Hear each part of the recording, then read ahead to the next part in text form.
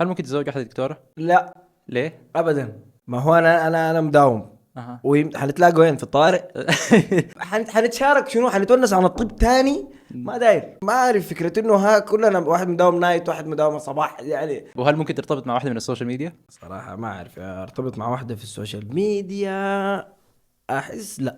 الحاجة اللي بتظهر في السوشيال ميديا بالنسبة لي ده كاركتر. ما بحب اظهر حياتي الشخصية، ما بحب اظهر يا ربي انا الليلة بعمل شنو في البيت، انا بعمل اكلت شنو الصباح. ترتبط مع واحدة في السوشيال ميديا، انت غلط منك انه تقول لها يا اخي ما تظهري في، ما تسوي فيديوهات، ما تطلع في الستوري، ما تعمل اعلان للمناكير الفلاني ولا وات ايفر. هي كده، هي انت عرفتها من السوشيال ميديا. يس اكزاكتلي. خليها هي في حياتها في السوشيال ميديا.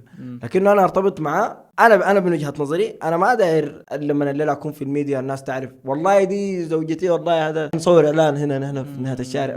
ما يزبط. في ناس كتير بيكونوا دارين لما يلاقوا واحدة هي بتكون شغالة في السوشيال ميديا اوريدي، لما يتزوج يعني بيجي يقول لا خلاص ما داري تكون في السوشيال ميديا. انا ممكن اكون من النوع ده، عشان كده ما بحب ادخل نفس القصه دي. يس. انه انا عشان انا انت عرفتك من عرفتها السوشيال ميديا. exactly. اوكي ما انت ممكن تجي تقول زميلة لا عمل وقف. او صديقه في السوشيال ميديا، لكن اوكي خلاص وعارف انه في كتار حينبذوني وفي كتار حينتقدوني في الهنايه دي. لكن ما ممكن اكون ملاك يعني كل الحياه تكون ماشي معاكم مشكلة فيها، يعني عليك. لازم يكون عندي راي مخالف.